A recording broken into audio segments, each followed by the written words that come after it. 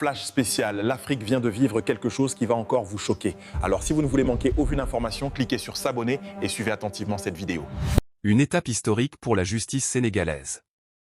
Maître Clédor Ly annonce officiellement le recours en révision du procès d'Ousmane Sonko. L'objectif est clair, dénoncer une conspiration politico-judiciaire et rétablir une vérité historique trop longtemps ignorée. Au-delà de l'amnistie, cette révision vise l'annulation totale de la condamnation pour laver l'honneur d'un homme et d'un peuple. La vérité contre le mensonge, le combat pour la souveraineté continue.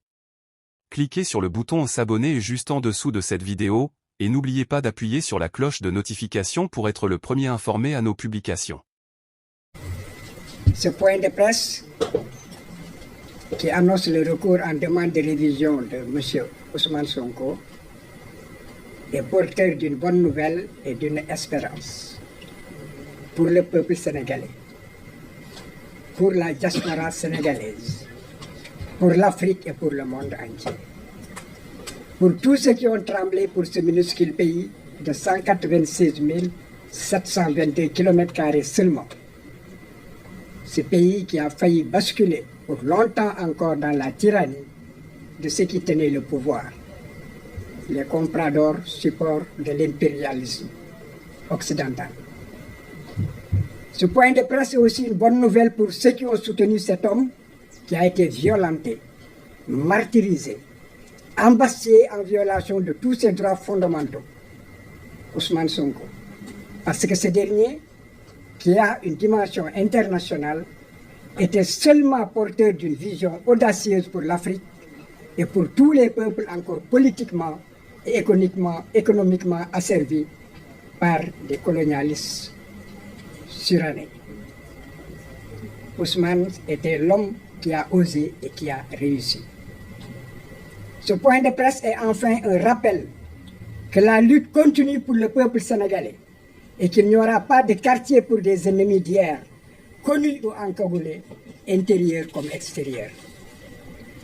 C'est une croisade du citoyen Ousmane Sonko, toujours contre le mensonge et pour la vérité, pour que jaillisse enfin la lumière sur l'une des plus grandes conspirations de l'histoire du Sénégal, pour confisquer la démocratie et la culture démocratique, pour confisquer les libertés, piller les ressources tranquillement et vassaliser des juges.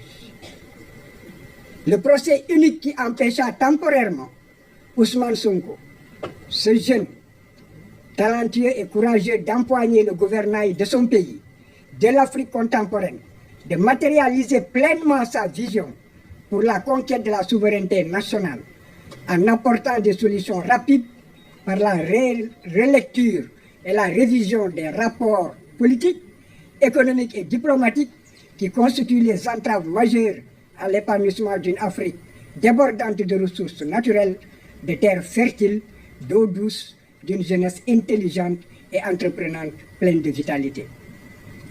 Demander la révision du procès, c'est un droit. Un droit non seulement pour le citoyen Ousmane Sonko, mais aussi pour tous ceux qui sont épris de vérité et de justice. Pour répondre au passage à une préoccupation majeure des Sénégalais et du monde entier, qui soutiennent et encouragent le Sénégal dans sa croisade pour la souveraineté intégrale, le citoyen Ousmane Sonko est bien électeur et éligible aujourd'hui, et tant qu'il lui restera un souffle de vie. Tout débat autour de cette question est donc sans intérêt. Pour en revenir à la révision, ces derniers temps seulement et simplement au rétablissement de la vérité sur des accusations et une condamnation injuste. Figurez-vous que pour une affaire privée, la diffamation et l'injure, et pour un mensonge d'État, le faux requis de sa propre initiative par un procureur de la République, rien que pour obtenir une lourde peine, mais qui a été balayé par tous les juges, le droit a été bafoué. Le citoyen Sonko a subi et vécu les violations les plus honteuses de l'histoire de la justice, avec des comparutions forcées, manu militari, des attentats à sa vie, des voies de recours abusives de la partie civile et du procureur de la République, des décisions violant les droits de la défense, et le droit à un procès équitable. Les appels du parquet et de la partie civile, l'on s'en souvient. La programmation du dossier, alors que les délais d'appel n'avaient pas encore été épuisés, l'on s'en souvient encore comme si c'était il y a quelques secondes. Le pire et le plus incroyable, c'est que le monde a souffert dans son âme. C'est le refus de la Cour suprême d'examiner le recours en inconstitutionnalité des lois qui ont condamné Ousmane Sonko au mépris d'une bonne administration de la justice et au mépris de l'intérêt général. Nous n'oublierons pas aussi le Conseil constitutionnel qui s'était fébrilement débrouillé pour se faire remettre la décision de la Cour suprême qui n'était pas encore définitive, rien que pour invalider la candidature d'un citoyen. La commande politique devait être honteusement exécutée par tous, chacun à son poste. Elle fut exécutée froidement. Malgré que le jeune policier Adramé Sarr de la DIC, pour la traque de la vérité, a eu à demander si effectivement ce rapport existait ou n'existait pas. Il s'était heurté aussi à un mensonge d'État organisé. Ce procès procède de la volonté du législateur. C'est ce qu'il faut retenir. Une volonté de corriger des erreurs judiciaires pour rétablir une vérité historique ignorée par des juges, pour obtenir aussi l'annulation d'une déclaration de culpabilité et une condamnation, pour obtenir la réhabilitation des victimes injustement éprouvées dans leur dignité, pour réparer les préjudices économiques, financiers, moraux et politiques subis du fait d'une condamnation. Cette voie de recours, qu'on dit extraordinaire, est aussi une voie de recours exceptionnelle qui efface la condamnation.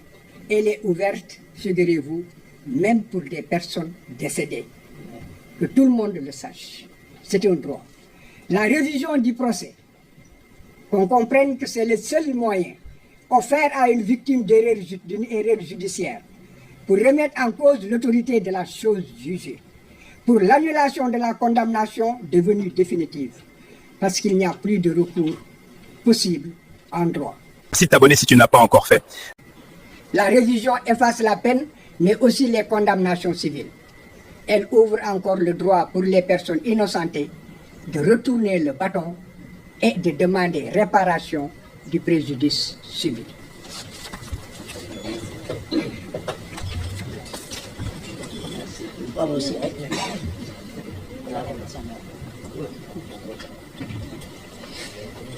Merci.